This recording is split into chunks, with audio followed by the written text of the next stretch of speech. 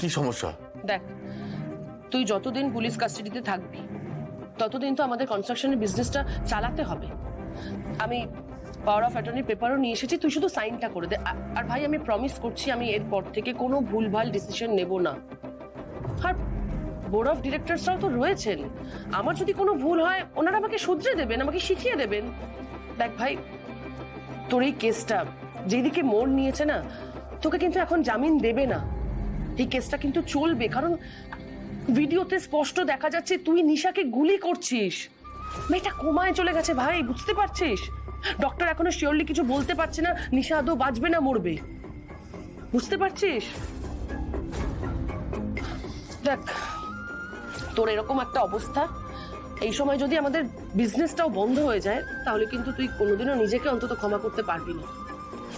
সেই জন্য বলছি, করে দে সাইনটা।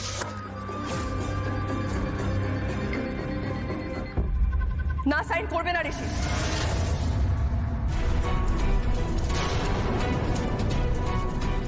না জেনে বুঝে কেন সাইন করছো তুমি? বাবা কাকুমনি বলেছে তোমাকে সাইন করতে?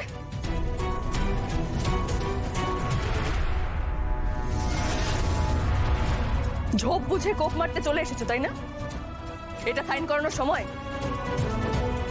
তাকিয়ে দেখেছো তোমার ভাইয়ের কি অবস্থা? এরকম একটা পরিস্থিতির মধ্যে দিয়ে যাচ্ছি আমরা প্রত্যেকে। ভিডিওটা ভাইরাল হয়েছে, পুলিশ অ্যারেস্ট করে নিয়ে এসেছে ওকে। এই সময় তুমি নিজের ধান্দা ছাড়া কোনোদিন কিচ্ছু বুঝলে না, না দিদি? পাওয়ার অফ অ্যাটর্নি, তাই তো? ব্যবসাটা কবজা করার চেষ্টা করছো। অদ্ভুত লাগে, এত স্বার্থপর হও কি করে? নিজের মায়েরই তো পেটের ভাই, তোমাকে দেখে সেটা মনে হয় না? বুঝি, গলা নামিয়ে কথা বলো। তুমি একজন পুলিশ অফিসারের সাথে কথা বলছো, সেটা ভুলে যেও না। আর এটা থানা। কে ঢুকতে দিল তোমাকে এখানে? কে অ্যালাউ করেছে ওকে এখানে?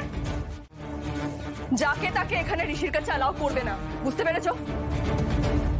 যাও তুমি এখন এখান থেকে। দেখবো তোমার এই তেজ কতদিন থাকে সেটা আমারও দেখার আছে, ভালো মতন দেখার আছে। ভাইটা আমার, ব্যবসাটা আমাদের, আমাদের পারিবারিক ব্যবসা। সেটার লাভ হলো না ক্ষতি হলো সেটা নিয়ে তোমার মাথা ব্যথা না থাকতেই পারে, আমাদের রয়েছে, বুঝতে পেরেছো? খুব ভালো করে বুঝতে পেরেছি। এখন চুপচাপ এখান থেকে বেরিয়ে যাও, নাহলে আমাকে অন্য ব্যবস্থা নিতে হবে। বাবা ঋষি, তোর বউয়ের তো আলাদাই রূপ রে। হ্যাঁ, একই মানে যেই নিজের দিদির গায়ে গুলিটা লেগেছে অমনি আমাদের পুরো পরিবারও শত্রু হয়ে গেছে। তুই হাফ ভাবটা অ্যাটিটিউডটা দেখেছিস একবার? হ্যাঁ, ওর দিদি না ওর কাছে সব, জানিস তো? তুই কেউ নোস ভাই, তুই কেউ না। আর এই যে বড় বড় মুখ করে বলে না ভালোবাসি ভালোবাসি, ওগুলো সব বেকার নাটক।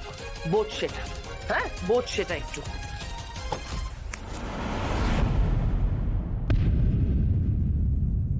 দিদি ভাই তো মিথ্যে কথা বললো, বলো তাই না? তোমার তোমার ভালোবাসাটা নাটক না, তাই তো? তুমি তো সত্যি সত্যি আমাকে ভালোবাসো।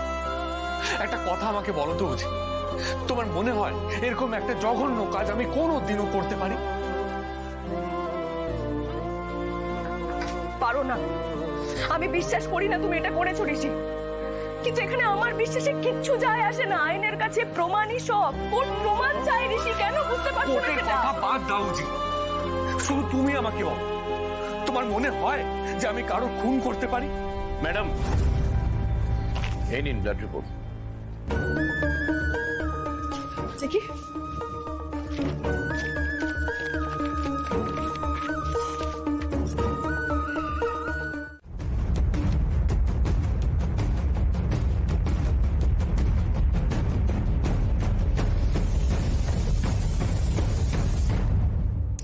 কাকুমণি, সায়ন্তন আমাকে একা ছাড়তে চাইছিল না, বললো বাড়িতে পৌঁছে দেবে। তাই আমি বললাম যে একটু চাটা খেয়েই যান। ও আচ্ছা, অসুবিধা কি আছে? চা খেয়ে যাবে, তাই না? দিদি বলছি, এক কাপ চা নিয়ে আসবেন। খেয়া, তুমি খাবে? না। শান্ত বসুন। না না আঙ্কেল, আজকে আর বসবো না, চা কফি অন্যদিন হবে। আমি অ্যাকচুয়ালি জাস্ট খেয়াকে ড্রপ করতে এসেছিলাম। ও যে মেন্টাল কন্ডিশনটাতে আছে, আমার জাস্ট ওকে একা ছেড়ে দেওয়ার সাহসটা আমি পাইনি। আমি পরে একদিন এসে চা কফি খাবো, ঠিক আছে? আজকে আসি।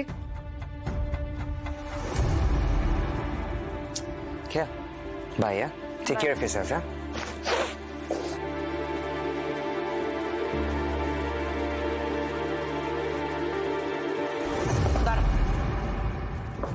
কেসটা কি? হ্যাঁ, এই ছেলেটা কি সারা রাত তোর সঙ্গে হসপিটাল ছিল? এভাবে কেন কথা বলছিস দিদি ভাই? ওর তো একটা নাম আছে। আর হ্যাঁ, ও সারা রাত শুধু জেগেই ছিল না, ও ওয়েল উইশার হিসেবে সারা রাত ছিল ওখানে। ও যতটা সম্ভব আমাদের হেল্পও করেছে। কেন, কাকুমণিরা তো ছিল। কি কাকুমণি, তোমরা দেখোনি?